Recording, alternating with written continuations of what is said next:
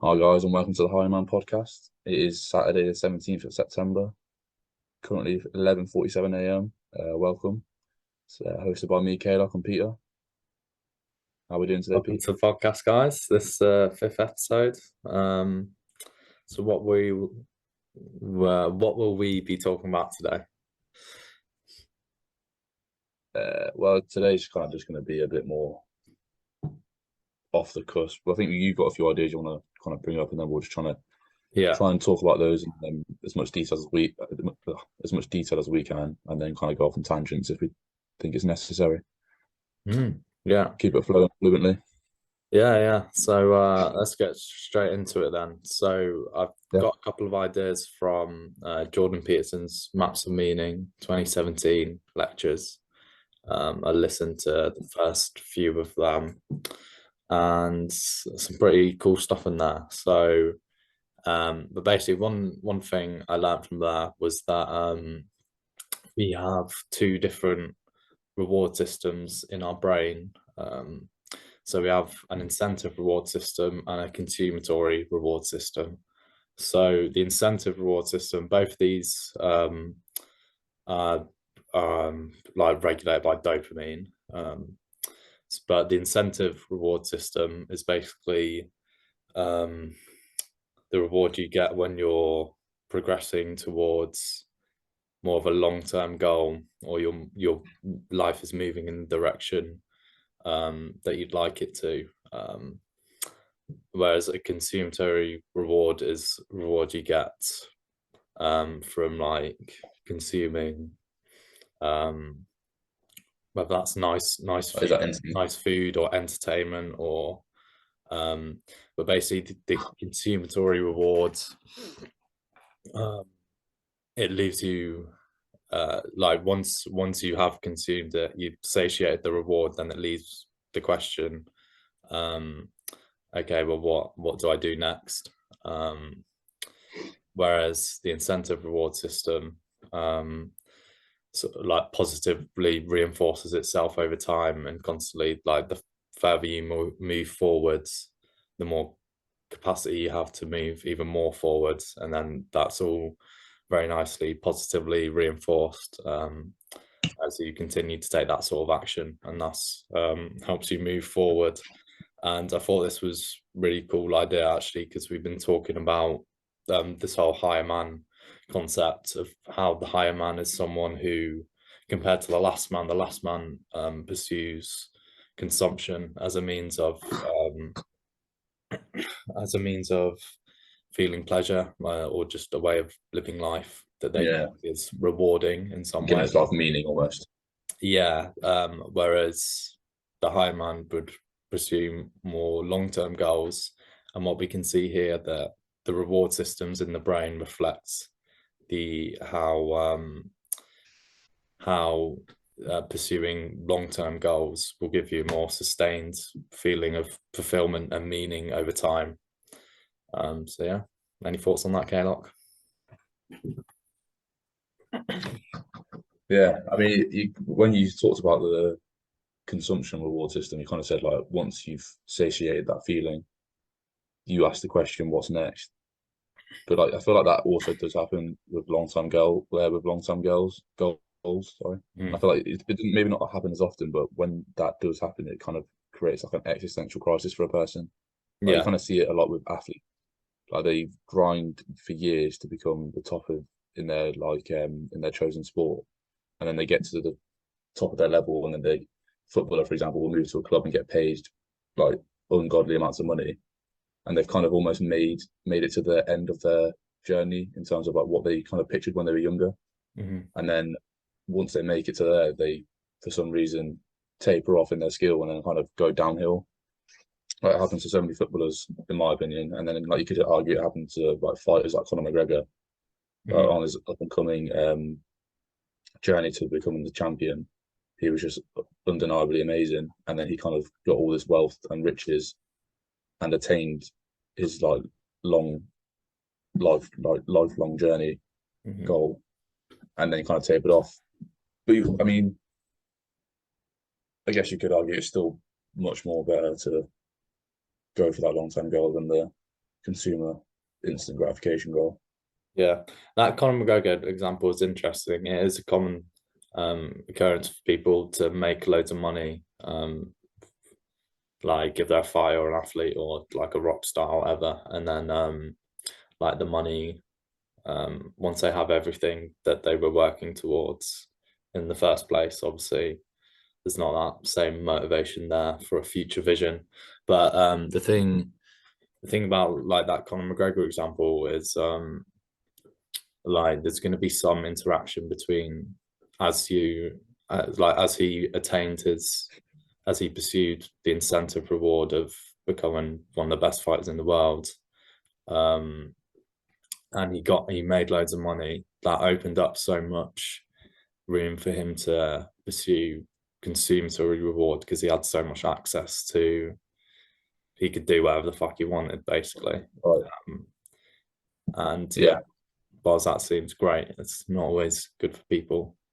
And yeah, everyone wants to be abundant, but perhaps we get like more sustained positive emotion over time, through incentive rewards. And that's just what Jordan Peterson said. He says like most positive emotion you're feeling in your life is, or this is paraphrasing, but the most positive emotion you feel in your life will be from working towards a goal that you deem valuable.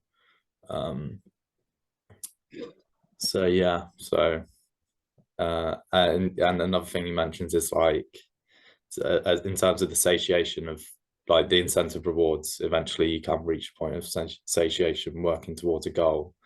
But he talks about how like you should get out of your head that you'll ever reach a point where you've completed like what you wanted to do, and you can just sort of live in this satiated state. Like as humans, we're always driven forward, so you constantly need, so you can't just like, people have a career plan to like make loads of money, then retire and sit at the beach, and I think that's their life. But it doesn't, you never reach that point of satiation. If you want positive emotion which will be sustained over time and that will be fulfilling to you, then you need constantly something to pursue. And in terms of the high man concepts, then that would, or the Superman concept from Nietzsche, that would be having this, they call it like unifying life goal, which ultimately, I guess it's from the name, like you pursue it your entire life. You don't yeah, it's never something that one day you can say, okay, that's good enough now, I can be happy for the rest of my life. Yeah, I've always kind of thought like, how do you know people that lift weights for like years and years? I've always kind of been a little bit fascinated with the fact that they lift weights for years and years, and at the start of their journey, they probably lift it for the purpose of like getting bigger and like hypertrophy of the muscles. But then they'll get to a point where the muscles and like physique won't really necessarily improve that much, but they'll still be obsessed with lifting weights.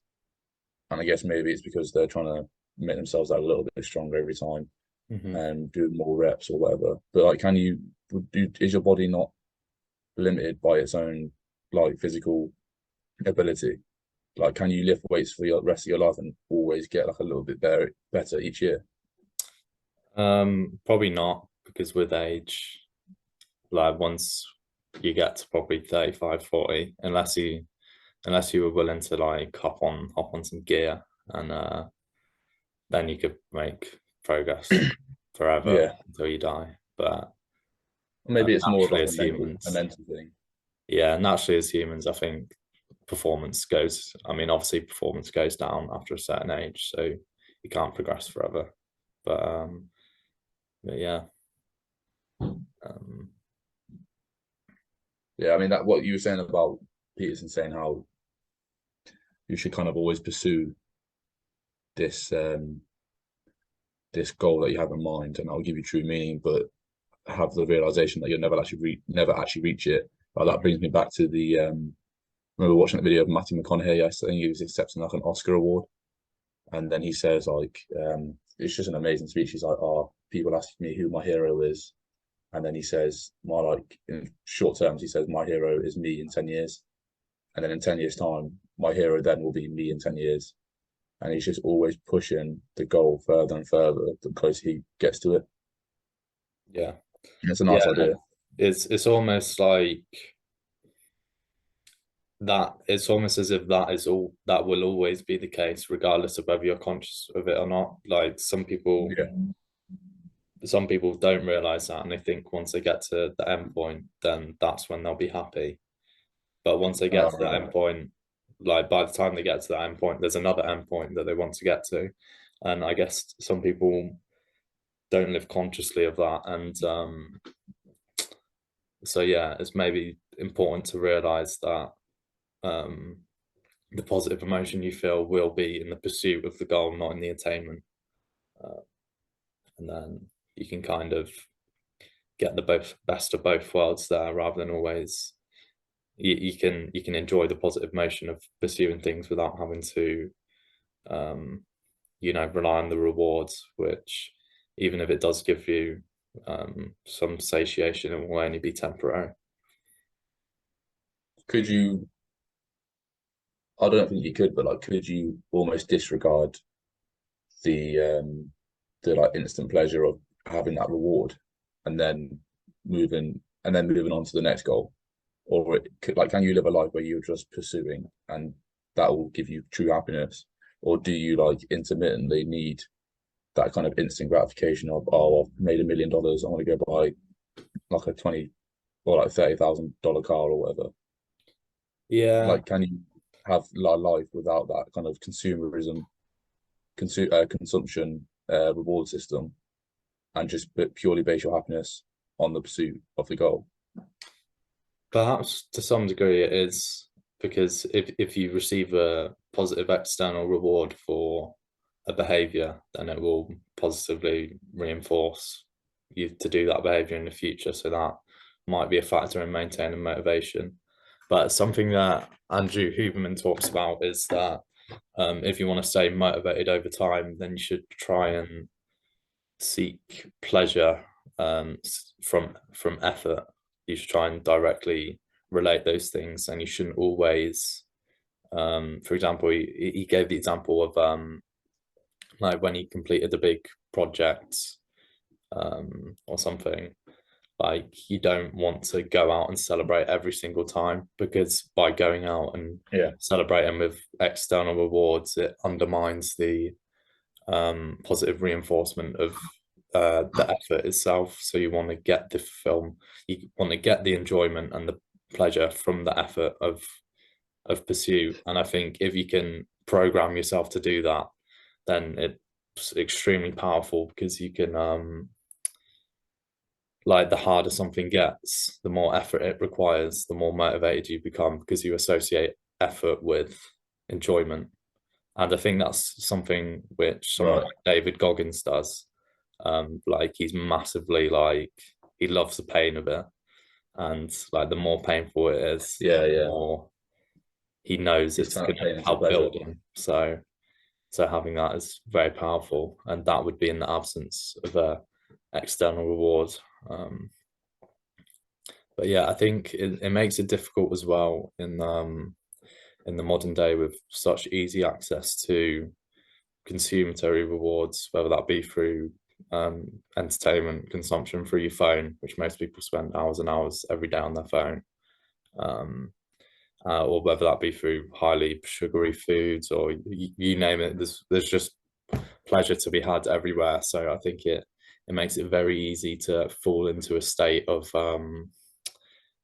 consummatory rewards, and I think that undermines your ability to find motivation to pursue incentive rewards, which will be more difficult, but ultimately more fulfilling and more sustainable in the enjoyment they give you.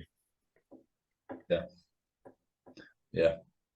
I mean, going back to what you said about Andrew Huberman, I remember him talking about like one thing that help motivation is like randomly intermittent rewards. Mm-hmm. He explains that that's why gambling's so addictive. It's not like you get rewarded every time you put like have an effort input and like scroll down on the like lucky machine or whatever it is. Like the addictiveness of gambling is because it's so randomly intermittent. Yeah. And he said like when it comes to like if you want to get your diet in place or your training in place, like if you have the system of if you train that day, you get to have like a slice of cake after every session. That won't keep you motivated to do that training. But if you make it random and intermittent, where you have a slice of cake every 3 to 4 or 5 to 6 training sessions, then that will like keep you more motivated. Yeah. One one thing about that is I think the most important factor is it needs to be, so you said to have something one every 3 or 4 training sessions or whatever, but it's it's far better if it's because did you get that from the Jocko Andrew Huberman podcast?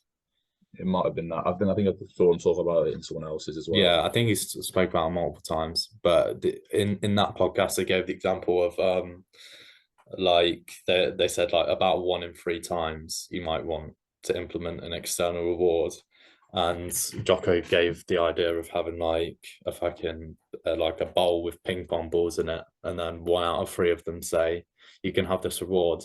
But the point of that is it's unpredictable. So if you were to just have it every 3 sessions on the Yeah, dot, then there'd be far less of a dopaminergic effect than if then when it's random, even if like the probability is the same, because dopamine basically is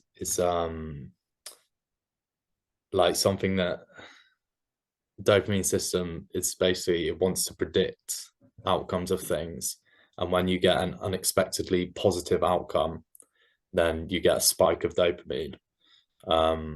Whereas when it's regular, the amount because it's expected. I think yeah, it's called the reward prediction error, where basically if there's a reward prediction error in a positive way, then it'll boost it, and in a negative way, it'll go down. So basically, you want it to be random and unpredictable, which is what makes gambling so addictive, as opposed to it just yeah, being like one every certain amount of time. But having that element of randomness, I guess you can use that to leverage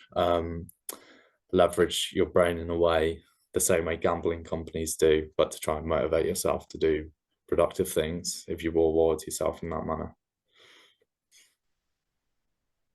yeah. Interesting. Yeah, because I guess if you just like you were saying, if you fall into the trap of doing it like once a week, like on Saturdays, you eat a takeout or something.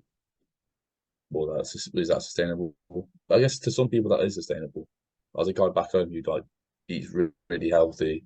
I won't name his name, but he eats really healthy every single week. And then like on Saturdays he'll Yeah. reward himself with the Pepes, and that'll be his only like cheat meal a week. Yeah, yeah. I mean, I think that's fine. I'm not saying this it absolutely has to be, but in terms of using um this like intermittent reward schedule, like the thing that boosts dopamine about that is it being random. Um, but yeah, not to say. I mean, people. I guess it's.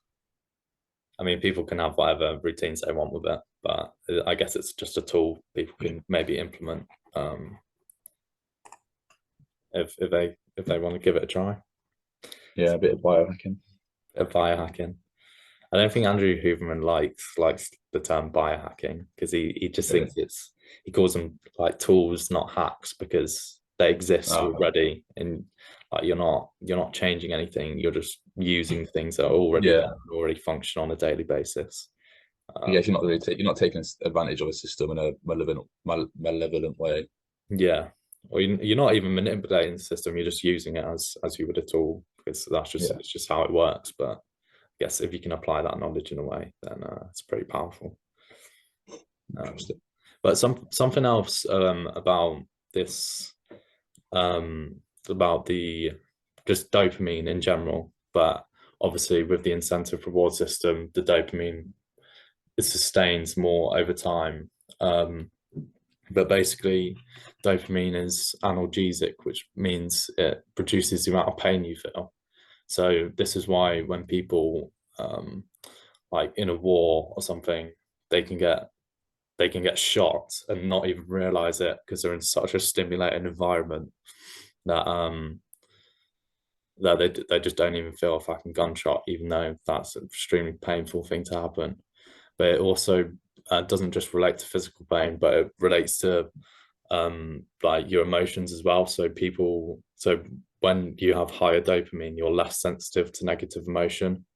Um, so yeah, I thought it's pretty cool that pursuing the idea that pursuing long-term goals gives you a sustained supply of dopamine over time, which reduces your sensitivity to negative emotion. So it makes you a more emotionally stable person if you're someone who is pursuing goals which are meaningful to them.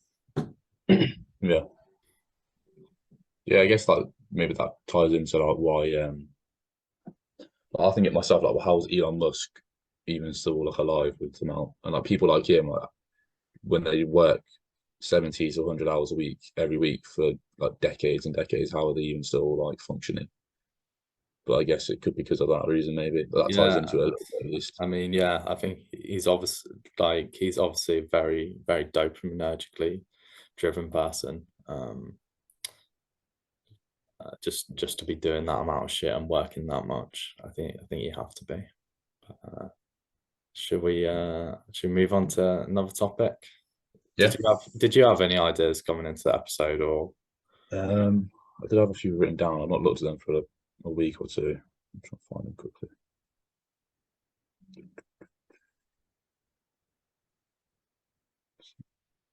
Oh yeah, I had a question about like psychedelics almost. I can't remember where this came from. Like I was listening to, I was listening to like a Joe Rogan episode with, I think it might have been Duncan Trussell when they're talking about VR headsets. And I was like, when the technology becomes so immersive, like, because it eventually will, like, if it could like eventually replicate like gravity, for example, in someone's like virtual reality like headset, or if they're in like a booth or something, and they're able to like possibly like hijack the nervous system, where they can make you feel like cold weather or make you feel like there's sun shining on your skin. Would we be able to set a world that was like almost psychedelic, like a dimension that you could enter into through VR and make it like a psychedelic dimension? Like, is it possible to immerse a person in that sort of dimension, or like, is it necessary to have like a chemical substance to alter someone's brain? Because these like sort of dimensions that are psychedelic are just so, they're kind of so unexplainable in words. Would Mhm. we ever be able to get to a point where VR could replicate it to some extent? um I think to some extent VR would be able to replicate in terms of the external factors. So the the s- the like the visual element, the sounds, the smells, those sort of sensations. But I think it will be possible to do that sort of thing through technology, but it will come from I think they can like electrically stimulate different parts of the brain. Um, and that has quite a fucking significant effect on like your consciousness and perception. So through technology, you can actually, Mhm. I think, probably stimulate psychedelic experiences.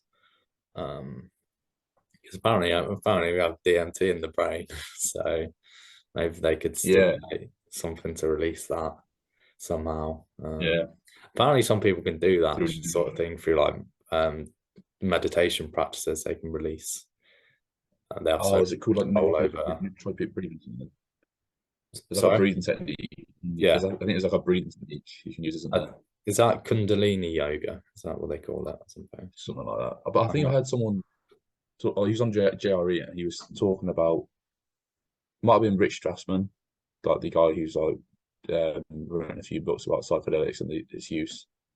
I think he was almost saying that DMT possibly is in the brain, but it might also be in the lungs, and that's why this breathing technique um, can bring you into a state that would like replicate what a state of DMT would look like, feel like. Mhm. It might be in the lungs instead of the brain, or it's in both. I can't remember what he described it as. Yeah. Oh, But well, yeah, the brain is just a bit of a mystery, isn't it? it's a mystery, isn't it? But yeah, I think we will be able to create psychedelic experiences through technology, whether that be. But yeah, I think it'd be difficult just with a VR sort of system to really for it to be a psychedelic trip, because I think probably affects you more. I can imagine it affects you more mentally to actually be to have taken those drugs. Whereas if it's just the external environment, then Yeah, it's probably different. yeah. You kind of almost are like conscious of the fact that it's just VR rather than being like immersed completely in this alternate Mhm. dimension. Yeah. But yeah, yeah. That was one of the things I had. I think I've got another one or two, but do you want to go next? Yeah, so back Like, to maps of meaning. One of the things that one of the points Peterson put a lot of emphasis on is about how we think that um, we observe the world in an objective way where we just see the world for what it is, but the fact is, like, what exists is so the spectrum of what exists is so wide that we only ever perceive a tiny amount of what is out there based on what's really relevant to us. And he mhm. talked about how this sort of meant that people that it's impossible to derive values directly from facts, because there are so many facts that it'd be impossible to consider them all. So you have to make an ethical judgment about which facts to choose to make the value, which is you implementing making an ethical decision. So it can never be truly objective. So I was thinking about this in relationship to some of the things we spoke about in the previous episodes about being able to come up with your own values. And the sort of question it made me ask was um, how how can we choose the right facts to draw our values from when our perceptions are inherently limited and we can only use a limited set of facts? Have you got any thoughts on that? It's a very good point. Ugh. Yeah, I think because I went to go see Peterson last week with my sister in Manchester, and I think he alluded to that a little bit. He was talking about how like our visual field takes in this whole, I don't know if it's 180 degrees exactly, but all of that. But as humans, we have to concentrate on a small, tiny thing, like a tiny, like microscopic area compared to like the whole area we can see. Otherwise, we'd like be blind basically. Mm-hmm. But I don't know how do you kind of judge what's good then and bad? But then like all humans sort of have like an innate idea of what is wrong and what is right. Like the Ten Commandments, for example, most people can agree on most of those. But is that just because we've heard it throughout our whole lives, or because it's innate in humans? Okay. Are we programmed that way, or are we born that way? Go on, This, sorry. yeah. So it's sort of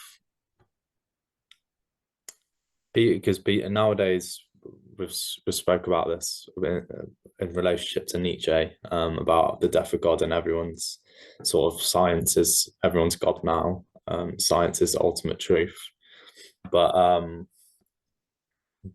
given perhaps it indicates the limitation of science and its application to how we should live our lives, because you can't it's impossible to use purely science, purely objective rationalism to determine which set of facts to choose when drawing your values from. So this is where the subjects of religion and philosophy are needed, as opposed to just pure scientific fact to indicate how we should live our lives, because ultimately Yeah, there's an ethical decision to be made here.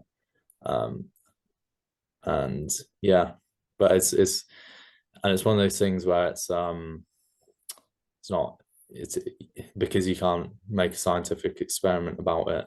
There's no it makes it difficult to draw absolutes about values, and this is largely why people disagree politically, because they don't just there's not a set of facts which they have different opinions on. um well, there's not just there is obviously that, but it's not just that. It's that they for one they disagree on the facts, and two they disagree on which facts are more important than others, and there's an inherent value judgment there which you can't really rationally justify. It comes back to an ethical decision. Um, but yeah, you mentioned about like maybe in the Bible, like the Ten Commandments, these things may be fundamental to what it is to be human. And I think most of us can agree and realize these sort of things, but it does come to show that there's a different realm from science that we need to explore if we want to figure out what the best of our lives are, what values to uphold, what to pursue. I think the classic thing, like science shows us what things are, whereas religion tells us what we should do and how we should act. And Right. things are actually, I think, quite separate. Yeah, Peterson like alluded to the fact that he kind of based his lecture around God and like the like wrestling with the idea of God, and he said science is inherently a faith-based, I guess you call it like a practice or like it's like a faith-based investigation. Like scientists have like control studies, and they have variables and constants in that study, and they have faith when they investigate something that there's going to be something in the external world that will hopefully disprove them. Like they don't really necessarily have faith that what they're trying to prove is right. They have faith that what they're trying to prove is wrong, and that's kind of how they investigate different things. And he says that faith is kind of exactly the same as a faith in a higher power, because we can't necessarily determine why gravity is there, or like why we have like wind and all the, like, I don't know, we can't necessarily say fundamentally why is gravity here or why the sun shines and all these things. So we have faith that those things are real, and that is almost the same as having faith in this higher power that possibly created the world or whatever. So science is innately like religious in the way it operates. It was along the lines of that. He obviously explained it a lot better than that than me. To be fair, yeah, I'm not sure I agree with that though, because you can't.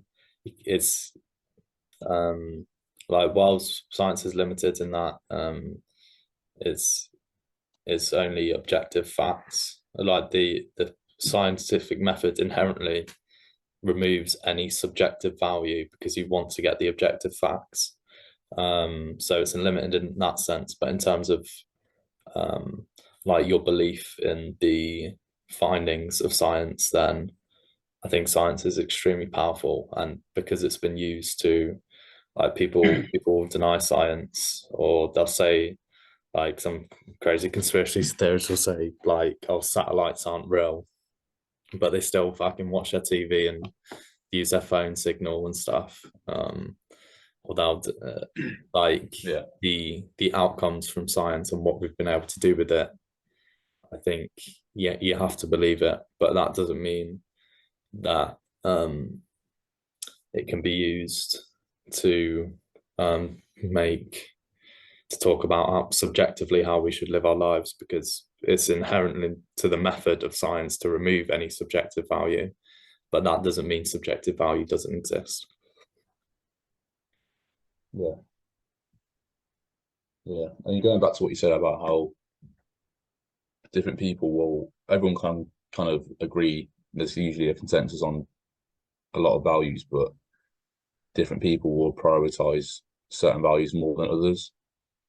Based on that, like, is there ever going to be like when you said that kind of made me think that's possibly one of the reasons why we've always had, not the only reason why we've always had conflict in the world, but I'd kind of almost argue that's why we've had conflict in the modern world. Like before, it was conflict over land and resources, which is understandable, and now it's kind of conflict over religion and different ideologies. Will like the human race ever get to a point where we can like resolve that conflict. Maybe not resolve the differences in belief because they're going to be natural, but will we ever be able to get to a point where there's world peace? Is that like truly attainable, or is there always going to be some sort of violence associated with the differences in like fundamental beliefs? Um, I don't think we can ever attain a world where there's no conflict at all, because I don't know, that's just the nature of reality. Things tend towards chaos, and for the amount of time that they're in order, like the chaos is coming, and I don't think there's anything you can do to prevent that. Um, that's I think it's just a fact of life that there'll be conflict and things will degenerate over time.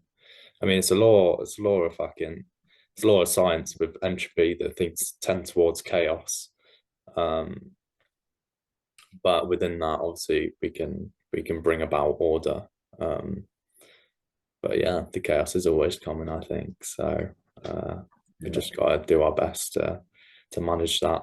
And yeah, so I don't think we'll ever have world peace uh, in yeah, a sustainable way.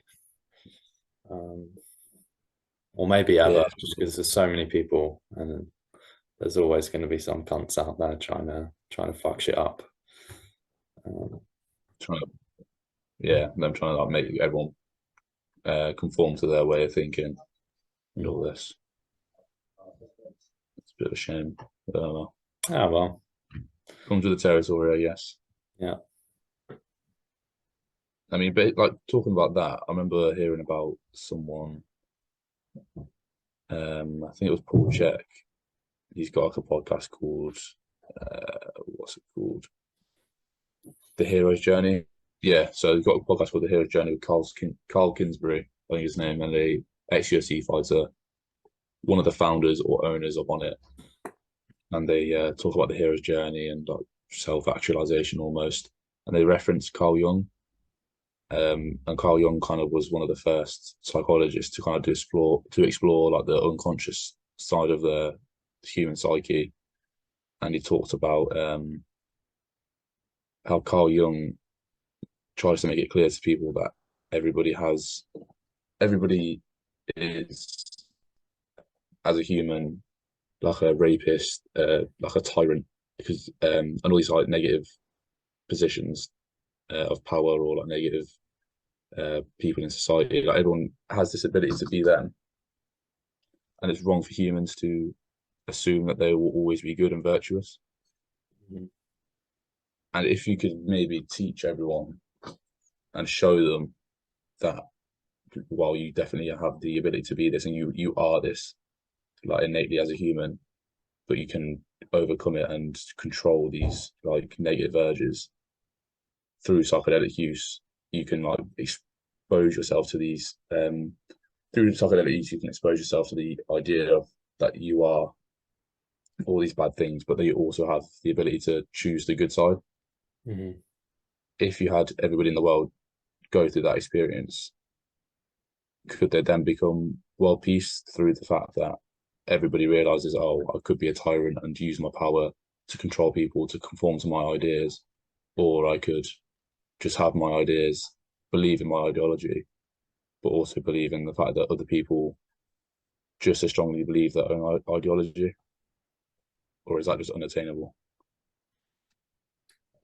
Yeah, I really like what you said there about, because it comes back to, it's similar to the quote by Alexander Solzhenitsyn that the line between good and evil runs down the heart of every individual.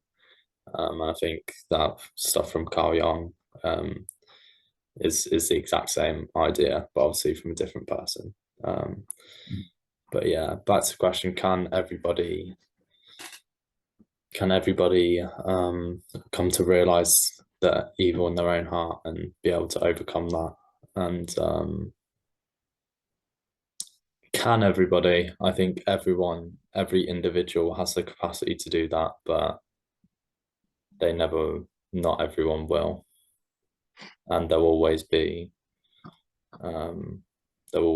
good and bad in the world, and people will choose evil because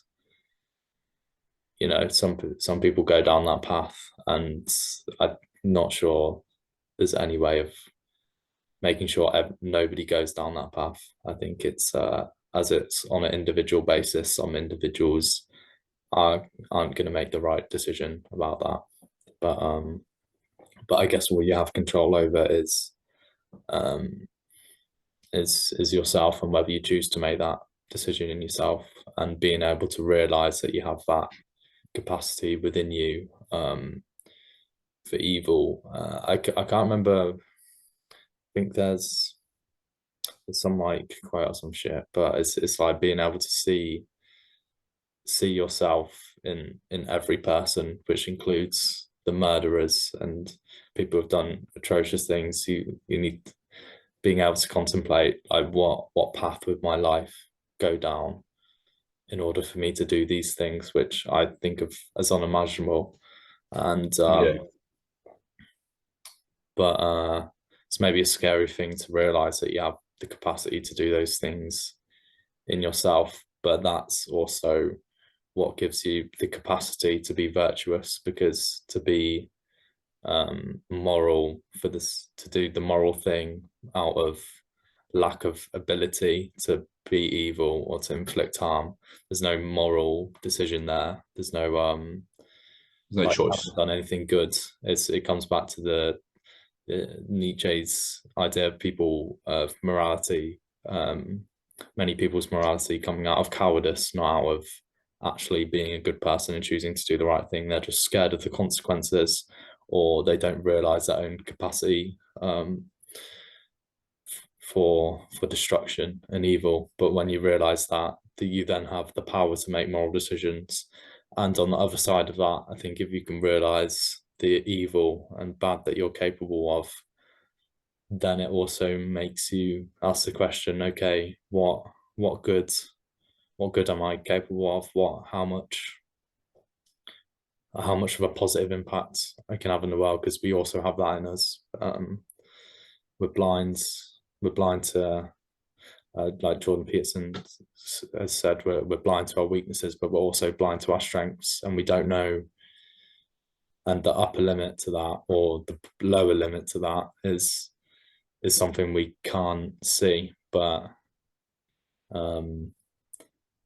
maybe once we realize that we have such capacity, and the capacity, the fight between good and evil happens within ourselves, Right. we can start to win that fight on a daily basis, and it constitutes genuine morality, as well as the ability to go far beyond go far beyond like what we were previously capable of, because we realize the power we have as people, Yeah. as individuals. Would you like could you argue then that the more that you explore the destructive side of your human nature, the further down you can see the lower limit of your like moral character, and as the further down you can see that lower limit, does that also mean the further up you can see your higher limit? Mm. Like when you really explore the dark side of your human nature, like I have the capacity to be a murderer and like a pillager, a tyrant. Does that go hand in hand with showing the side of you that has the ability to be like a philanthropist or like a volunteer in a war torn country or something like that? If you know what I mean? Like expanding the lower limit down, does that also expand the upper limit further up, Um, or do you have to work on see, both separately? I don't. That's a really good question. It seems to me that it should, but I can't. It like no reason really comes to me why it doesn't. It maybe doesn't directly translate like that. But but yeah. Have you got any thoughts on that? That's struck me. I'm stuck on that one. Um, A hard question. well, it's maybe Uh, it seems quite easy to identify in society people that focus purely on the upper limit, like people that are just always virtuous, like trying to give as much as they can to other people and stuff like that. but then they are also not aware of their capacity for evil, that they aren't truly as virtuous as they could be. Hmm. So maybe focusing on just the expansion of the upper limit doesn't necessarily mean you explore the lower limit as well. But someone that just explores the lower limit, I guess it would depend on the nature of the person. I feel like the more you explore the lower limit, the kind of more, for maybe for the average person, the more fear you have of that lower limit. Like, let's say you immerse yourself in the idea of being a murderer or something along those lines. It would kind of make you like, whoa, that's a bit kind of like, for me anyway, I'll be a little bit like, well, it's a little bit scary. I'm going to try and make sure I don't go anywhere near that pathway. Hmm. So maybe I'll try and be a little bit nicer Yeah. to people, or a bit more polite, just to further myself away from that path. Hmm. So maybe exploring the lower limit by itself could expand the upper limit, but I don't know if it would work the other way around. But Yeah. obviously, I don't have a definitive answer. Mm. Yeah, I don't know how direct it is, but yeah, I think maybe maybe exploring the lower limit doesn't actually inherently increase the upper limit, but what it does do is it pushes you further away from that lower limit. So in a way, you're Okay. still going up, but maybe the Yeah, realization that that the upper limit is way higher than you might have ever considered doesn't actually come inherently with just exploring the lower limit. I don't know though. right. Maybe to some degree it does, but I think also the value in exploring the lower limit is if you haven't done that, then you're naive and you don't and you're vulnerable to being traumatized when you do come across evil in the world and you haven't conceptualized a way that that can exist. But if you understand that can exist in yourself as it does in other people, then it gives you ability to um, confront evil in the world without being paralyzed with it or without having your conceptions of the world destroyed. But perhaps some people in some situations they need to be exposed to that in order to have their incorrect, naive perceptions of the world destroyed. And Yeah, then from there, they can reconceptualize the world and realize that there is evil, but also that there's good. This is something Jordan Peterson talks about with that there's like three stages of going between like optimism and nihilism. So initially, someone might be naive and they're optimistic and they think the world's a good place. But the reason they're like that is because they're naive about the evil in the world.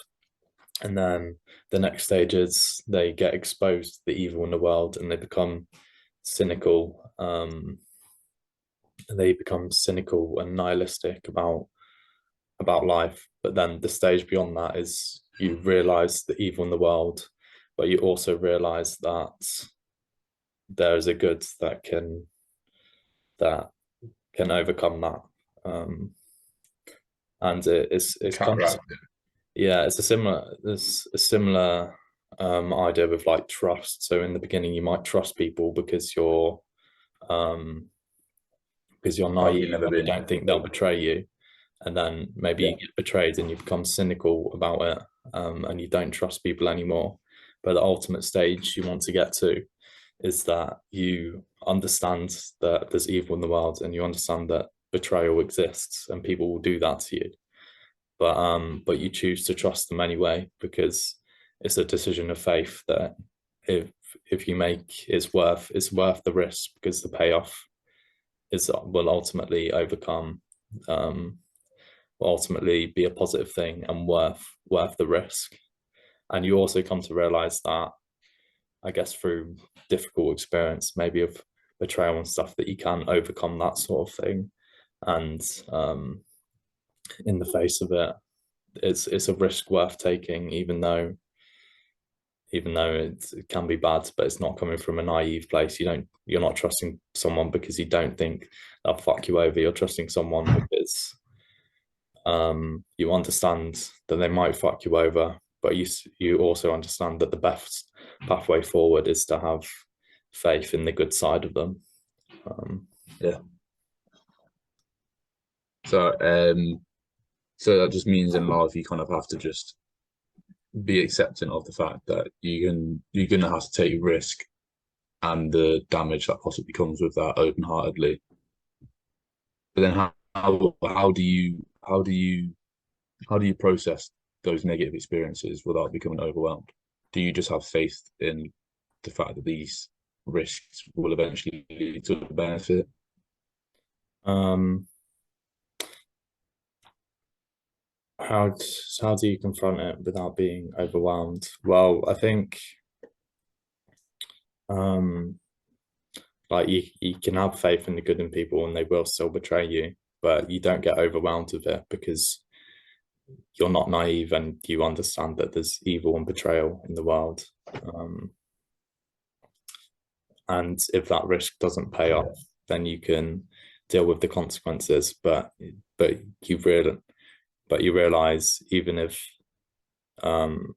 you are betrayed, that doesn't mean the right way to live your life is to never trust anyone, because you can never move forward that way. You need to risk opening yourself up to the evil in people if you want to open yourself up to also the good. But ultimately, it's worth pursuing the good, as opposed to being cynical and saying it's not worth pursuing the good because there's so much evil in the world.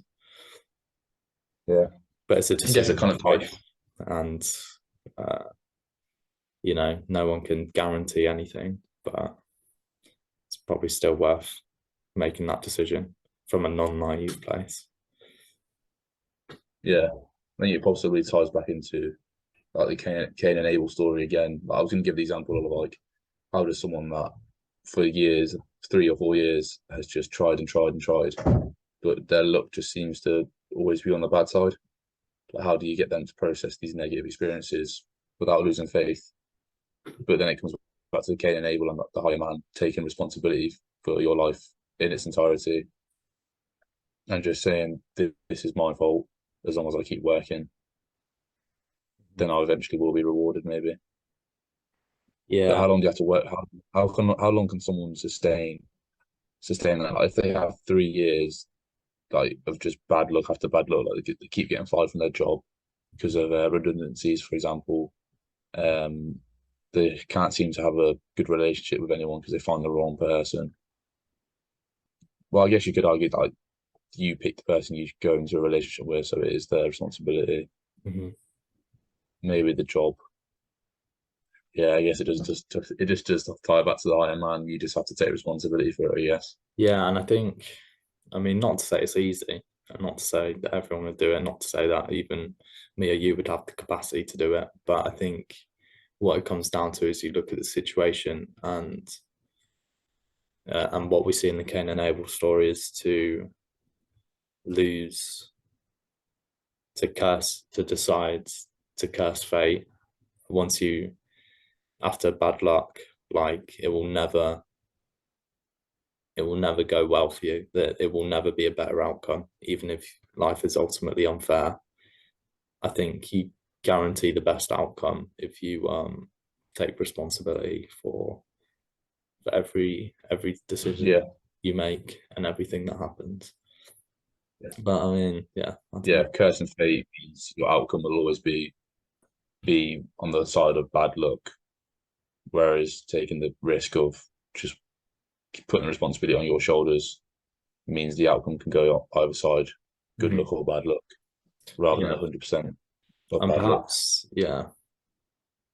perhaps that comes back to this idea of like the incentive reward system. Like, if regardless of the situation you find yourself in, the way of creating positive emotion and motivation which sustains itself over time is to commit towards, let's say, long-term goals which will give you that incentive reward, that dopamine, that will keep you going. But you can only choose to pursue something like that if you have faith that if you make the right sacrifices, and they'll pay off. And maybe you might have little evidence of that in the past, but what choice do you have? Your only other choice is to give up, or to choose the consummatory rewards and the the way of life of the last man to yeah. So what choice do you have? And yeah, Yeah. Which seems pathway as do you there's a want to better choose? choice there, but it's tough, isn't it? Yeah. Yeah, true. I mean, that kind of brings me on to like one of the points that I'd written down. I had been very slowly reading Meditations by Marcus Aurelius on pages 13 or 14 or 15. That he says never do anything without purpose. And it's like the question is, can humans afford to have occasions of action with no intention and simply doing as one feels, for example, and like pursuing that instant pleasure? But Marcus Aurelius seems to think you shouldn't do anything without a purpose. Everything should be purpose driven in your life. Is that possibly like a goal that should be desired but possibly not attainable by humans, but the pursuit of it is good? Or is it good to have like once once a month or once every X amount of time, you have a day where you literally just do what you feel, wake up when you want, go for a walk, maybe eat whatever food you want, Mm. or should everything always have a purpose? Mm. I mean, it seems to me in a practical sense, like you think about having a balanced life, so to speak, or having the best life possible, that it would involve times of pure celebration, or but but when I think about it, try and think about it philosophically, it does seem to me that maybe the ultimate path would to be to sacrifice all pleasure, anything outside your purpose, and only pursue things of your purpose. I've thought about this in relationship to so with so Andrew Huberman talks about how with the dopamine system, dopamine is a limited but renewable supply. But basically, when you get dopamine from external rewards, when you get that boost, your baseline goes down. And also in comparison, now you've got this peak in comparison when you do something difficult, when you pursue an incentive reward, for example. If you've just had a peak from some external reward, then the boost you get from the incentive reward won't be as enjoyable or fulfilling, because you've just experienced the higher boost Yeah, from the external reward. So you won't get as much motivation, enjoyment, or positive reinforcement of the good behavior you've just done, which, as we mentioned before, that would be something where the pleasure is associated with the effort. So I do sometimes consider, would the best way to live, where you're not just making the most progress and doing the most shit, but you're also most fulfilled, most motivated, and enjoy your life the most, would be to sacrifice all external pleasure and to only get it yeah. um Pursuit of through the effort. goal. Yeah. Yeah, Would yeah. that That's be the best way interesting of doing because things if you took it all the way, or is there, because it seems to me logically, when I think about it, it seems to me yes, but I'm not sure if it feels like I'm missing something, and it seems like by practically that people don't live their lives. But I don't know. What do you think? I mean it sounds like the right path to take, but like you said, practically, like just for living at university, practically, I don't know if it'd work. Well, because like for example, like last night, me and a few housemates, we had like a little dinner night where we all made some food and steered off like the not necessarily have a strict diet, but steered off like the diet I'll usually be eating Hmm. for the fact of having the enjoyment and the enrichment of making food with like a few other people and enjoying a nice night in together Yeah. and like sharing that experience together. Hmm. And that probably increased my dopamine and but it also disrupted my routine. Yeah. But you do get, I guess I got a sense of enrichment socially Hmm. with my housemates Yeah. at the sacrifice of my diet and maybe my routine. But like, would that have been a massive dopamine boost? Possibly. Like Probably. practically at university, it seems very difficult Yeah. to reduce yourself down to just the pursuit of a goal. And I don't know. I think like it kind of comes down to the idea of, can you experience true happiness without knowing true sadness? Like if we're always at this kind of baseline, that's a good healthy level. And yeah, we do spike a little bit when we have the pursuit of meaningful goals. Almost gives it more meaning when we have this huge spike and then a big crash. Because then when we get back to baseline and there's little spikes, Yeah. we appreciate those more maybe. Mm-hmm. Gives you some perspective, and it does feel as if it adds a certain richness and color and flavor to your life. Yeah. Yeah, and obviously it's like social connection is extremely valuable. So to what extent do you sacrifice pursuit of some goal for the sake of social connection? Um, Yeah. and that's I guess that's an ethical decision. Um, I think yeah. it's probably definitely individual based. It won't be one answer for all, will it? Because some people are just so much more social animals than other individuals. But I guess it could come back to, yeah, but while you say it's different for different individuals, we could think about that in relationship to like the big five personality traits. So someone who's more conscientious, then the way for them to live their lives, they're going to be required to do more, to work more to get that fulfillment. Um, but then, yeah, it comes back to that, like, is regardless of the amount of fulfillment you get, is regardless of the way it makes you feel. So whether you feel like, so a high conscientious person would want to do loads of work, and a low conscientious person wouldn't want to do loads of work. But should the low conscientious person just do loads anyway for the sake of achievement and self-actualization, even if they're not temperamentally orientated in that way? I don't know. Should they just do what makes them happy, what makes them most happy and fulfilled, yeah, or should they do what? But would it make, even if they're low conscientiousness and they don't care quite as much about that sort of thing, would it still be the best path for them to pursue this highest goal? I think you could argue it would. It just wouldn't give them as deep a satisfaction as possibly as the conscientious person, but Mhm. they'll still have that meaningfulness compared to if they didn't pursue the hard work. It just wouldn't maybe necessarily be as meaningful to the low conscientious person than Mhm. it would to the high conscientious person. Yeah. Mhm. I think is that something that's even measurable?